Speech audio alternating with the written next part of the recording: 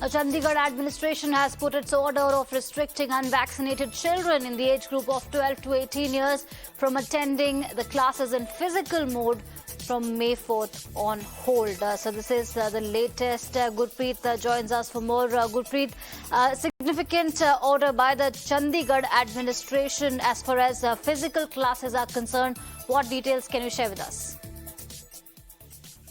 Well, yes, of course. For the last so many days, we have seen Chandigarh administration. They are holding a multiple meetings. They're discussing about how the COVID cases are coming up. It's not only Chandigarh. They are trying to get data from the Tri-City, whether it's the Panchkula and Mohali. And finally, we have seen that all over India and all over the countries, they have found that it's targeting the children also. The cases are coming up from there. So keeping in view of all these things, we have seen that the day before yesterday also, the meeting had been taken with the health department. All the senior doctors, they were present there, and finally they have taken this decision. All right. Thank you, Gurpreet, for these updates.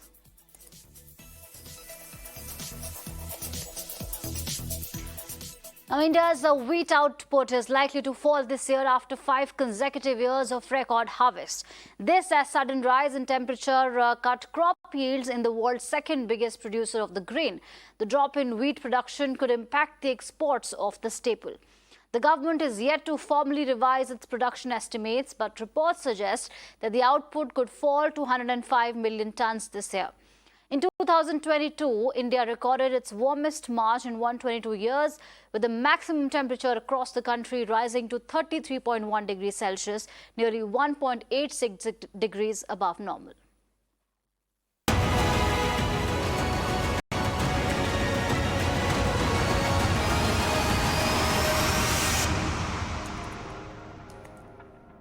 Prime Minister Narendra Modi held bilateral talks with Denmark Prime Minister today. The leaders discussed a host of issues, including India-EU relations, climate change and the situation in Ukraine. Among others, PM said that talks focused on ensuring a free, open, inclusive and rules-based Indo-Pacific region. Prime Minister Modi will also attend the second India-Nordic Summit, which will focus on areas including renewable energy, technology, post-pandemic economic recovery and climate change. हम आशा करते हैं कि India EU free trade agreement उस पर negotiations यथाशीघ्र संपन्न होंगे। हमने एक फ्री, ओपन, इंक्लूसिव और रूल बेस्ड इंडो पैसिफिक क्षेत्र को सुनिश्चित करने पर जोर दिया। हमने यूक्रेन में तत्काल युद्ध विराम और समस्या के समाधान के लिए बातचीत और कूटनीति का रास्ता अपनाने की अपील की। All right, for more on this, I'm joined by Danish, who's been tracking this visit very closely. Danish, thank you for joining us on the broadcast. From Germany to Denmark, what we have seen is very significant conversations have taken place between Prime Minister Modi and his counterparts, and a host of very critical issues are being discussed, whether it is the Ukraine-Russia war, whether it is the green energy. What is the latest that you can share with us as far as the agenda of Prime Minister Modi is concerned going forward now? Well, yes, this is Prime Minister Modi's first international visit in 2022, this 3-day Europe tour, which began in Berlin, and now the Prime Minister is in Copenhagen. I'm actually at the venue you can see right behind me, where the Prime Minister will address members of the Indian diaspora. Just a few moments ago, there was a long queue and people have managed to get in. They have shut the doors now. The Prime Minister is expected any moment now. But of course, the address of the Prime Minister will be the highlight of the diaspora meet. There will also be cultural performances. He has not reached the venue yet, I understand, because he was in talks with the Danish Prime Minister, the footage that we saw earlier as well. So he will be here any moment, addresses the Indian diaspora here, and then he will make his way to the dinner which is being hosted by Queen Margaret of Denmark in his honor at the palace. And then tomorrow he will take part in the summit, where he will also get the opportunity to speak to the prime ministers of Finland, Iceland, and Norway. So it's a very action-packed schedule of the Prime Minister. Focus is on digitization. These countries here are known for their mastery in the digital world, and how could India benefit from that? Also, there will be discussions on trade and investment. Today, the Prime Minister also attended India-Denmark Business Forum, where business leaders from both the sides sat together and gave their inputs on how the trade relations could be further improved. And of course, Ukraine was on the agenda as well. So a very action-packed tour for the Prime Minister. It continues tomorrow as well. But tomorrow also he goes to Paris from Denmark, where he will meet Emmanuel Macron, the French president, who has just been re-elected a second time, a rarity actually in French politics. So looking forward to cementing ties with the new regime in France as well, to take forward India-French relationship. But as of now, the Prime Minister expected here any moment at this venue in Copenhagen. It's a very lovely setting out here, spread out. The hotel is right here as well. And the Prime Minister is expected any moment now, where he will address members of the Indian diaspora. All right. Thank you, Danish, for those updates.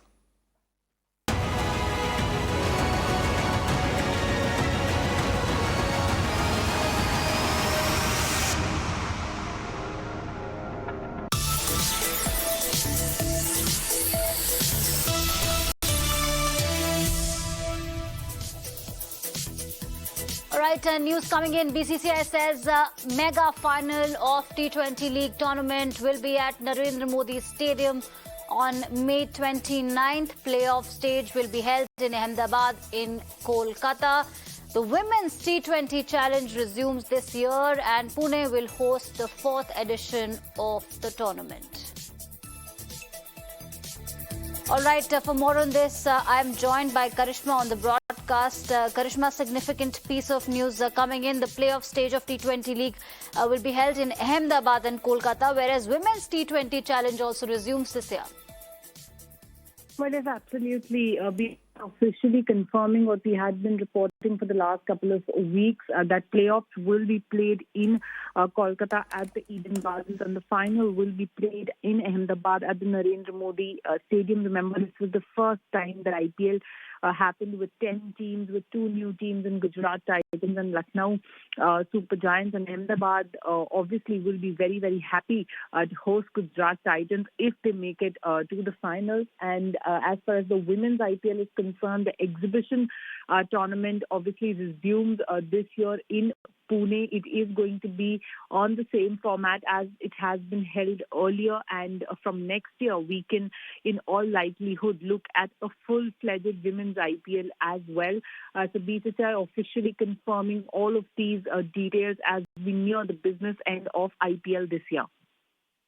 Thank you, Karishma, for these updates.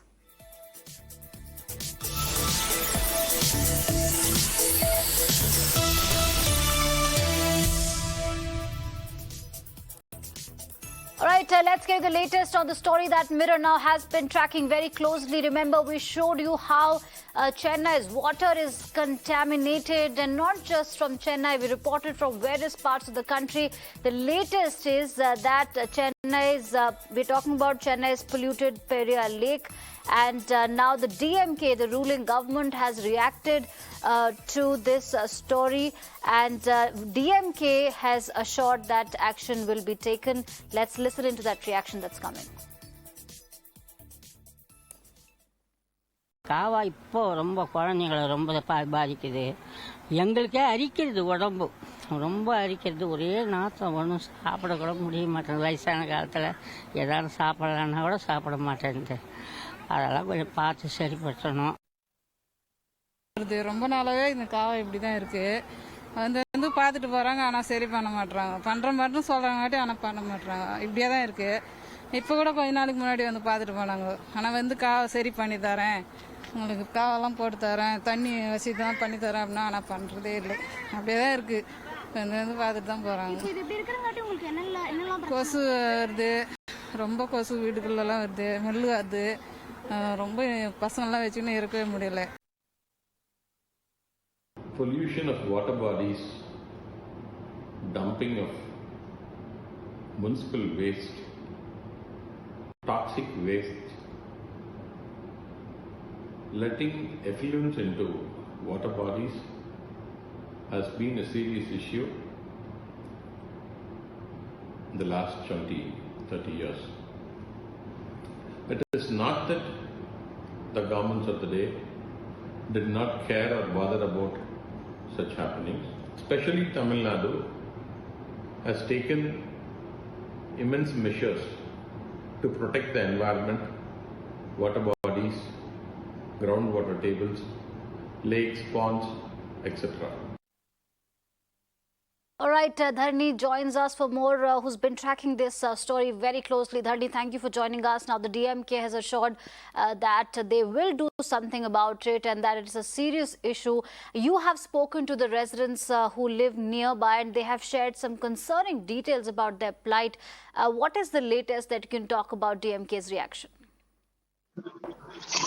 Definitely. So when we spoke to the DMK's Environmental Wing Secretary, Karthikeyan Senatipati, he assured that he'll request the government to look into the issue as soon as possible and, ensure that some action is being taken.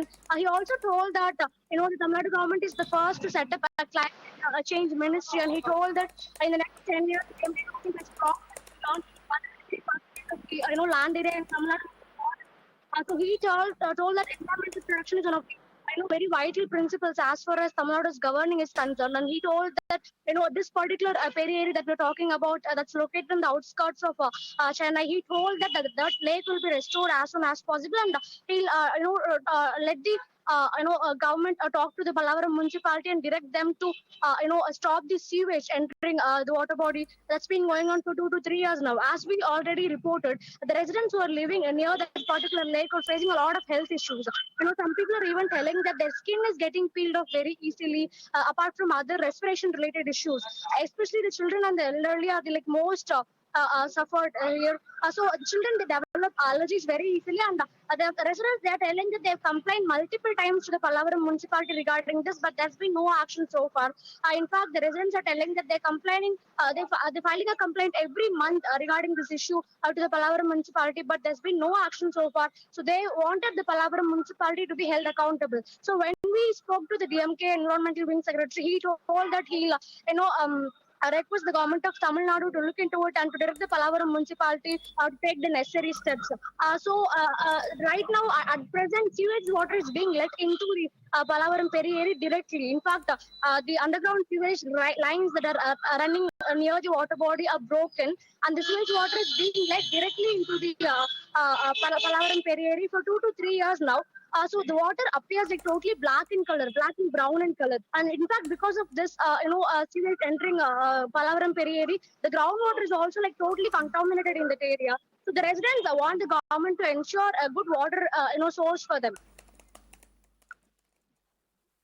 All right, thank you, Dharni, for these updates concerning piece of news from Chennai, and the government has assured that action will be taken.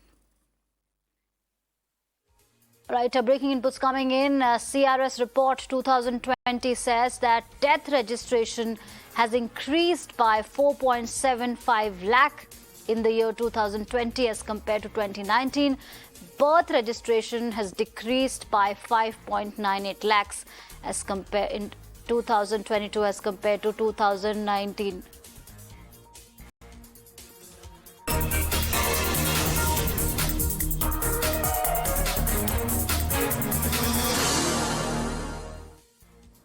All right, let's get to the latest as far as the situation in Mumbai is concerned. These are the latest visuals from outside MNS Chief Raj Thakkre's residence.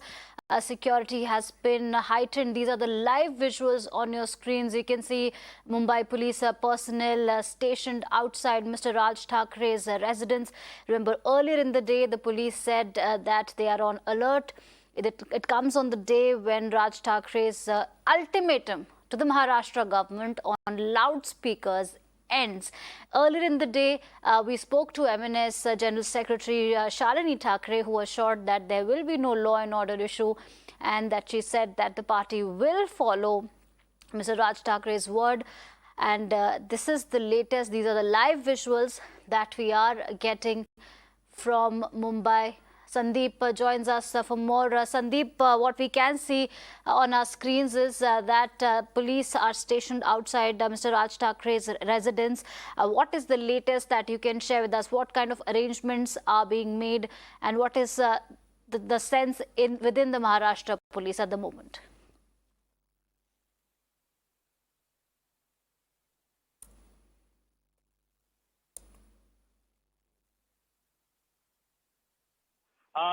Notices is being sent to all the party workers of MNS.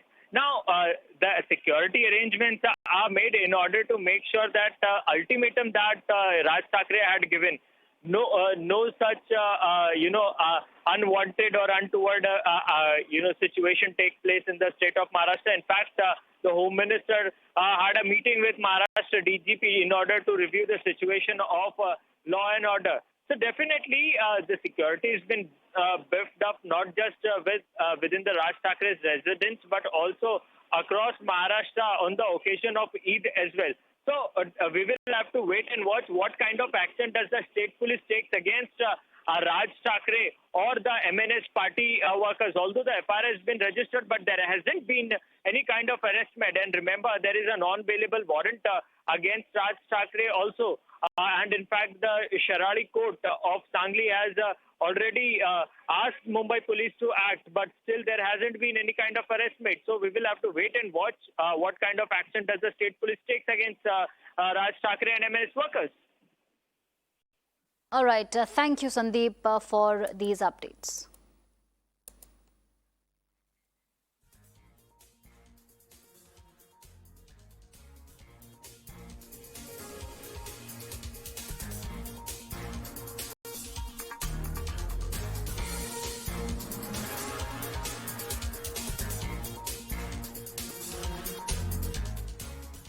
The Commerce Ministry's latest data shows a big jump in India's exports on account of healthy performance by sectors like petroleum products, electronic goods and chemicals. India's exports rose by 24.22% in April, thus resulting in highest ever exports in the month of April.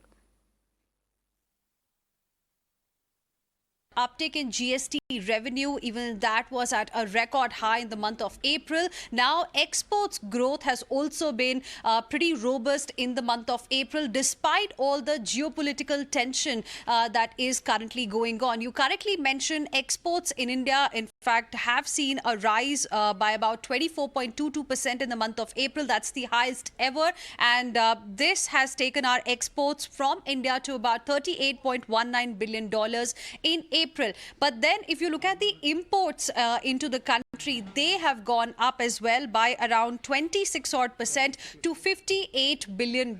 As a result, India's trade deficit has widened to about $20 billion in the month of April. If you compare it to how the situation was last year in April, as far as trade deficit is concerned, it's slightly higher. So there's one good news that we've got, that the exports are still showing a robust growth despite all the geopolitical tension that's continuing. But simultaneously, the way our trade deficit has widened from about $15 billion last year in April to around $20 billion in April this year, that can be a cause of concern if it continues to go up the way it is going up right now, the trade deficit.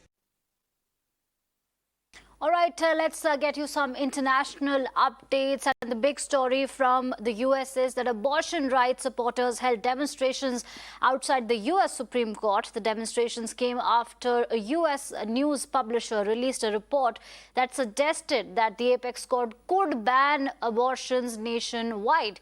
However, it is still unclear. Draft report accessed by the news publisher represents the court's final word on the matter. In the landmark decision in 1973, Supreme Court passed a decision which determined that the right to an abortion is protected under the US Constitution. Be afraid! You kill kids! You believe in dead children! I wouldn't let you babysit my children! Society must provide more financial, emotional, and legal support for women rather than allow them to be exploited by the abortion industry.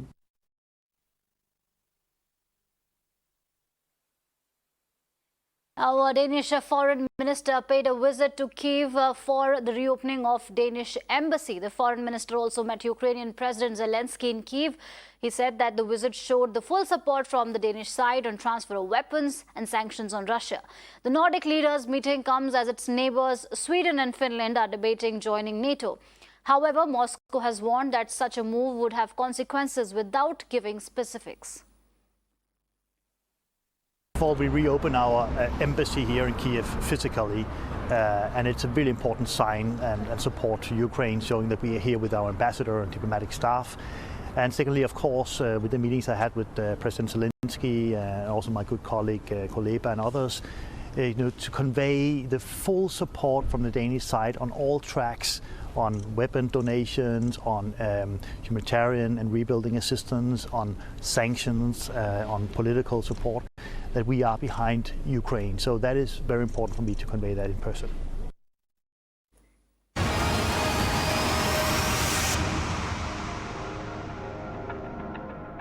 Prime Minister Narendra Modi held bilateral talks with Denmark PM Frederiksen today.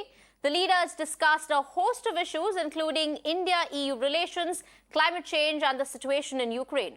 Among others, PM Modi also said that the talks focused on ensuring a free, open, inclusive, and rules-based Indo-Pacific region. Prime Minister Modi will also attend the second India-Nordic Summit. The summit will focus on areas including renewable energy, technology, post-pandemic economic recovery, as well as climate change. आशा करते हैं कि India EU free trade agreement उस पर negotiations यथाशीघ्र संपन्न होंगे। हमने एक फ्री, ओपन, इंक्लूसिव और रूल बेस्ड इंडो पैसिफिक क्षेत्र को सुनिश्चित करने पर जोर दिया। हमने यूक्रेन में तत्काल युद्ध विराम और समस्या के समाधान के लिए बातचीत और कूटनीति का रास्ता अपनाने की अपील की।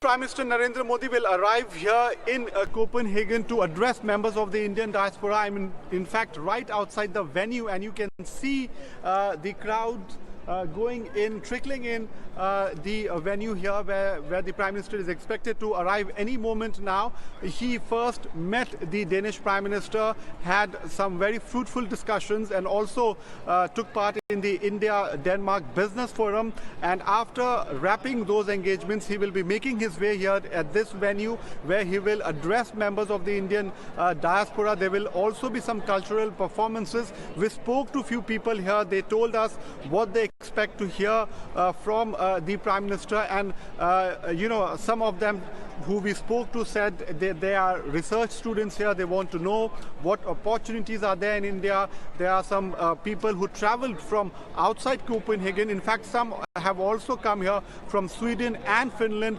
all wanting to know how and in which manner India will engage the Scandinavian countries.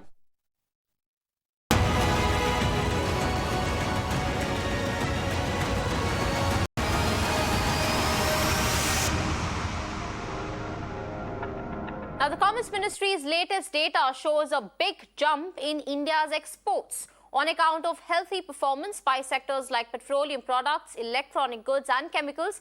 India's exports rose by 24.22% in April, thus resulting in highest ever exports in April.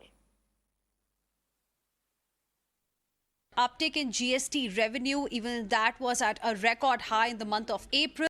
Now, exports growth has also been pretty robust in the month of April, despite all the geopolitical tension that is currently going on. You correctly mentioned exports in India, in fact, have seen a rise by about 24.22% in the month of April. That's the highest ever. And this has taken our exports from India to about $38.19 billion in April. April. But then if you look at the imports into the country, they have gone up as well by around 26% to $58 billion.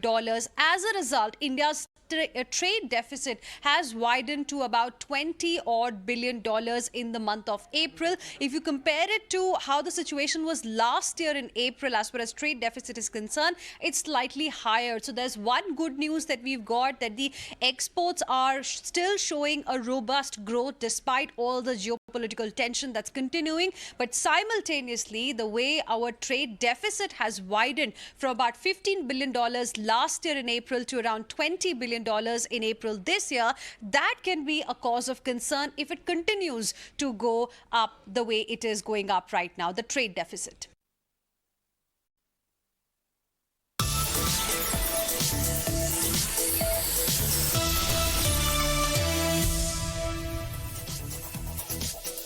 Well, in some sports breaking updates, BCCI has said that the mega final of the T20 League tournament will be held at the Narendra Modi Stadium on the 29th of May.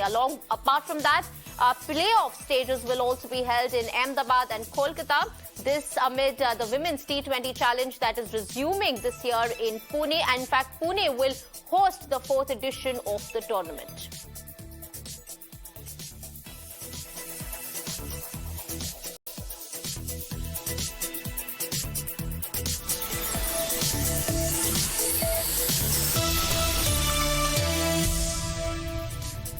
Well, in some more breaking updates, and this one's related to Mirror Now's special coverage on India's water woes. Now, in the latest, you have the DMK that has reacted. DMK is saying that dumping of waste is a serious issue.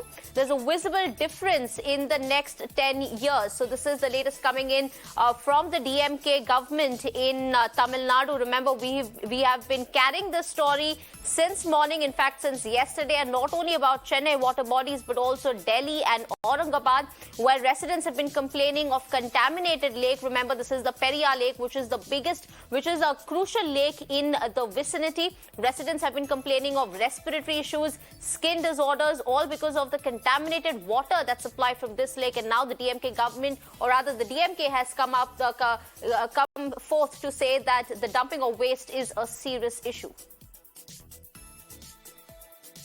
Pollution of water bodies, dumping of municipal waste, toxic waste, letting effluents into water bodies has been a serious issue in the last 20-30 years. It is not that the governments of the day did not care or bother about such happenings. Especially Tamil Nadu has taken immense measures to protect the environment, water bodies, groundwater tables, lakes, ponds, etc. And staying with our special report from Delhi to Aurangabad, India, which is already reeling under a power crisis, has now been hit by a water crisis as well. Water supply has been affected in parts of Delhi and Maharashtra's Aurangabad, while the receding water levels in the Yamuna River is resulting in supply cuts in parts of the national capital. Residents of Aurangabad are getting water only once in 10 days. Now, even as this crisis continues, let's shift our focus back to Delhi, where Delhiites who are facing a harrowing time amidst a blistering heat wave now have been hit by water shortage. The level of water has dipped in the river Yamuna, resulting in supply cuts in some parts of the national capital. Water at the Wazirabad plant has dropped to a critically low level. Haidarpur plant is under maintenance, while the Wazirpur plant has insufficient stock due to less water being released from Haryana. हम यहाँ पर 1969 से हैं वसंत विहार में, इतनी बुरी हालत आज तक नहीं हुई। और दूसरी चीज़ ये प्रॉब्ली 2 की फैमिली सरवाइव कर सकती है, पर 3, 4, 5, 6 उनके लिए कुछ भी पानी जो है सफिशिएंट वाटर नहीं मिल रहा है।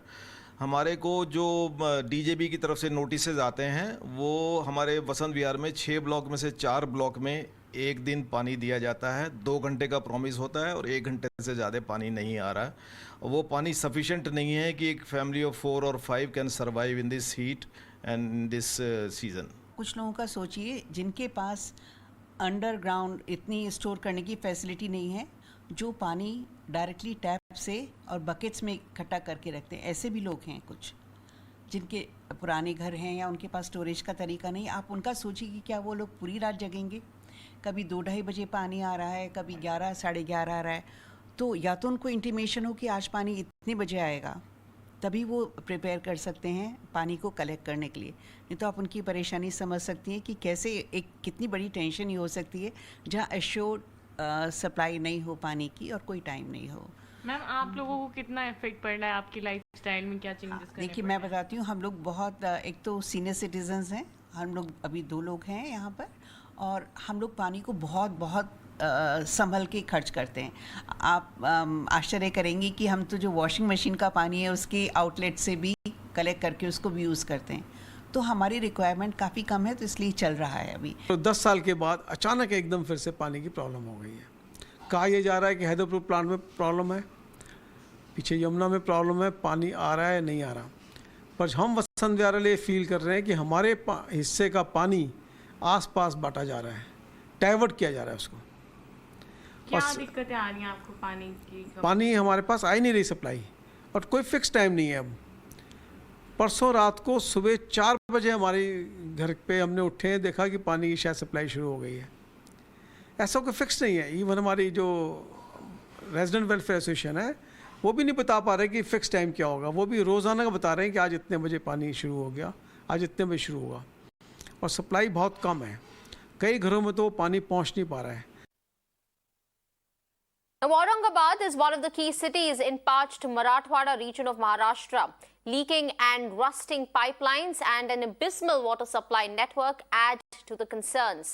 A new parallel pipeline was mooted in 2005 at a cost of over rupees 350 crore, but the project moved at a snail's pace. Despite repeated pleas, residents of Aurangabad are still getting water only once in 10 days and complain that civic bodies are doing very little. The Maharashtra government has now allotted over rupees 16,000 crore to replace these very old pipelines. ये तो महानगर पालिका के साथ करना पड़ रहा है, क्योंकि महानगर पालिका जब टैक्स वसूल करती है तब टैक्स वसूल करने के लिए वो उनके पूरे अधिकारी लोग, कर्मचारी उनके पूरे के पूरे यहाँ पे महानगर पालिका के पूरे डोर टू डोर जाते हैं और टैक्स वसूल करते हैं पानी पट्टी भरने के लिए। डोर टू डोर जाते हैं, टैक्स वसूल करते हैं, लेकिन पानी नहीं आता है। सर, कितने दिन से पानी नहीं आ रहा? पानी ये लास्ट 3 ईयर से प्रॉब्लम चालू है। हाँ। यहाँ पे वाटर का कोई भी नियोजन नहीं है। इंटरनल सोर्सेज बहुत है, लेकिन प्रॉपर जायकवाड़ी से जो पानी आता है उसमें भी 8 डेज 9 डेज पानी नहीं रहता है। बिल्कुल। सर, कितने दिन से आपके यहाँ पे इस वक्त पानी नहीं आ रहा? 6-7 साल हो गए।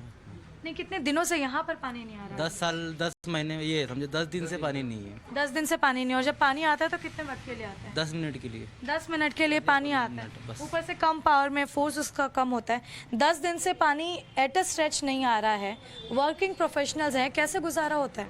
मैम, बहुत सी बार हम लोग को काम छोड़ के जब भी इरेगुलर पानी का सप्लाई होता है, रात में 10 बजे आता है, कभी 12 बजे आता है, कभी दोपहर में छोड़ देते हैं, उसका कोई भी प्रोसेस है नहीं। उसका ना टाइम टेबल है ना कुछ है। जब भी चाहो तो छोड़ देते हैं, फिर वो सभी लोग को मतलब वो सारी सिचुएशन में भागना पड़ता है। पानी आ गया और 8 to 10 डेज के बाद में जब हम लोग को पानी के लिए जूझना पड़ रहा है और टैक्स भर रहे हैं, सारी चीज़ कर रहे हैं, तो भी मतलब महानगर पालिका में कोई भी इम्प्रूवमेंट का चांस है। यहाँ पे जू तक नहीं रेंग रही है। आपसे जानना चाहेंगे, आप यहाँ के निवासी हैं, स्थानीय हैं आप यहाँ पर, कितने दिन से घर में पानी नहीं आ रहा है? 6 दिन, 7 दिन, कितने दिन? 10 दिन बाद पानी आता है, उसमें भी बहुत प्रॉब्लम होती है। पानी आए तो 15 मिनट आता, पानी भरने वास्ते काम छोड़ के भागो, फिर कुछ मतलब इतना परेशानी होती है। पानी जल्दी मिलता नहीं, लेने के लिए जाओ तो फिर किधर से खरीद के लाओ, बहुत परेशानी हो जाती है। कुछ ही दिन पहले इस महाराष्ट्र राज्य के मुख्यमंत्री उद्धव साहब ठाकरे जी ने 1680 कोटी रुपए पानी की योजना के लिए शहर को दिए है। उसका काम भी चालू हो गया है। शहर के कुछ एरियाज में या पानी की टाकी बांधने का काम चालू है, कुछ एरिया में इंटरनल लाइन डालने का काम चालू है। और आप देखेंगे कि नक्षत्रवाड़ी में एक पाइप मैन्युफैक्चरिंग का एक कारखाना उसने डाला है कंपनी, और वहाँ पे पाइप मैन्युफैक्चरिंग कर रहे हैं। और कुछ ही दिनों के अंदर, यही महीने के अंदर, जायकवाड़ी जहाँ से हम पानी लिफ्ट कराते हैं, तो जायकवाड़ी से लेके नक्षत्रवाड़ी सम तक वो पाइपलाइन लेआउट करने का काम चालू हो जाएगा। और हमें आशा है कि आने वाले 1 साल के अंदर इस शहर को हर रोज पानी मिलेगा, ये व्यवस्था हो जाएगी।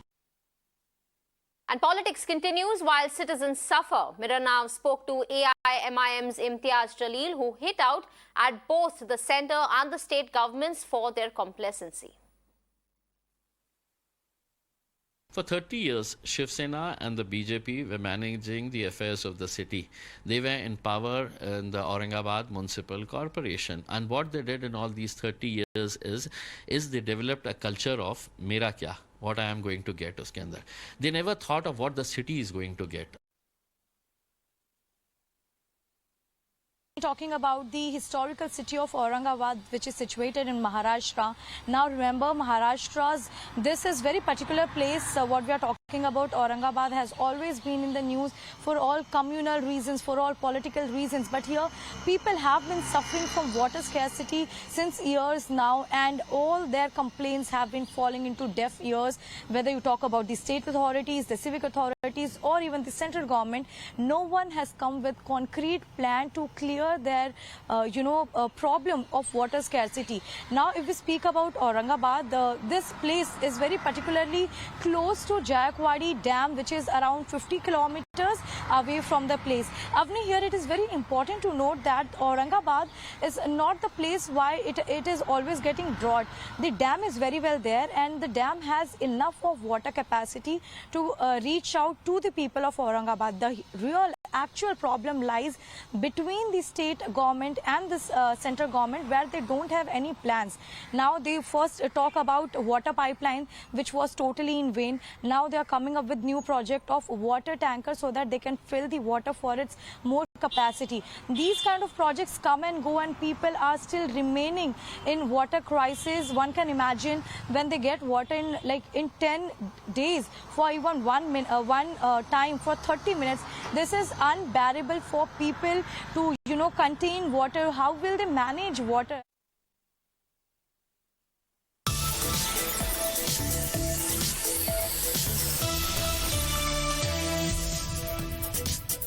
Well, in some breaking updates, we're given to understand that Nicholas Pooran will take over the captaincy for the West Indies men's ODI and T20I teams following the retirement of Kieran Pollard. So this is the latest in terms of the sports update. Remember, just some days ago, we did see Pollard retire in fact from cricket, and now as a captain. And now Nicholas Pooran will take over as the captaincy, and Cricket West Indies has confirmed the appointment of Nicholas as West Indies men's ODI and T20I captain following the retirement of Kieran Pollard.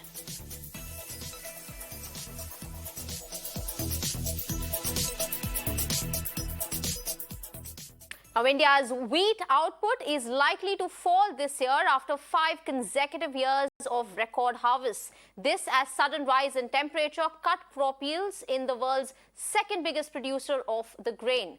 The drop in wheat production could impact the exports of the staple. The government is yet to formally revise its production estimates, but reports suggest that the output could fall to 105 million tons this year. In 2022, India recorded its warmest March in 122 years, with the maximum temperature across the country rising to 33.1 degrees Celsius, nearly 1.8 degrees above normal. Now, the Economic Offences Wing of the Delhi Police have arrested another jailer from Tihar Jail for facilitating jailed conman Sukesh Chandrasekhar in the commissioning of crime. Remember, the conman Sukesh is accused of running an extortion racket worth rupees 200 crore from inside Delhi's Tihar Jail. In the past, several officials from the jail have come under the scanner for allegedly helping Sukesh Chandrasekhar. And latest on the Maharashtra loudspeaker row, the case has been registered. In fact, a case has been registered against MNS chief Raj Thackeray in Aurangabad. This in the backdrop of a recent rally held by MNS chief in Aurangabad. A notice has also been served to the MNS president. Meanwhile, Chief Minister Uddhav Thackeray has asked Home Minister Dilip Valse Patil to ensure that law and order prevails and that police do not need to wait for orders and approvals if there is a situation which hampers peace. The developments come after a high-level meeting at State Home Minister Dilip Valse Patil's residence in connection with Raj Thakray's ultimatum to Maharashtra government to remove loudspeakers outside mosques. Now, meanwhile, Maharashtra Home Department has claimed that it has received reports that people from other states might come to Maharashtra to disturb the law and order situation in the state. मेरे पास पूरी जानकारी है कि महाराष्ट्र से बाहर से कुछ लोगों को लाकर यहाँ दंगे भड़काने की साजिश चल रही है। अपनी खुद की ताकत नहीं है तो बाहर से लोग लाकर यहाँ महाराष्ट्र में अस्थिरता और अनलॉफुल एक्टिविटीज़ करना, ये कोई साजिश चल रही है, सुपारी का काम है और यहाँ की सरकार, यहाँ की पुलिस सक्षम है परिस्थिति हैंडल करने में। Abortion rights supporters held demonstrations outside the United States Supreme Court. The demonstrations came after a US news publisher released a report which suggested that the apex court could ban abortions nationwide. However, it is still unclear. The draft report accessed by the news publisher represents the court's final word on the matter. In the landmark decision in 1973, the Supreme Court passed a decision which determined that the right to in fact abortion is protected under the US Constitution. Be afraid! You kill kids! You believe in dead children! I wouldn't let you babysit my children! Society must provide more financial, emotional, and legal support for women rather than allow them to be exploited by the abortion industry. Well, Danish Foreign Minister Kofod paid a visit to Kiev for the reopening of the Danish embassy. The foreign minister also met Ukrainian President Volodymyr Zelensky in Kiev. Kofod said that the visit showed the full support from the Danish side on transfer of weapons, sanctions on Russia. The Nordic leaders' meeting comes as its neighbors, Sweden and Finland, are debating joining NATO. However, Moscow has warned that such a move would have consequences without giving specifics. Before we reopen our embassy here in Kiev physically, and it's a really important sign and support to Ukraine, showing that we are here with our ambassador and diplomatic staff. And secondly, of course, with the meetings I had with President Zelensky, and also my good colleague Kuleba and others, to convey the full support from the Danish side on all tracks, on weapon donations, on humanitarian and rebuilding assistance, on sanctions, on political support, that we are behind Ukraine. So that is very important for me to convey that in person. Well, Shanghai funeral parlor workers returned a body back to a retirement home after noticing the person inside was still alive. 5 officials have been punished and the license of a doctor revoked in relation to the incident. In the viral footage, it can be seen that 2 funeral parlor workers in full protective suits are seen carrying a yellow body bag. They then open the bag and show that person is still alive. The incident has triggered outrage on Chinese social media, while people questioning the reliability of the social welfare system during the prolonged lockdown.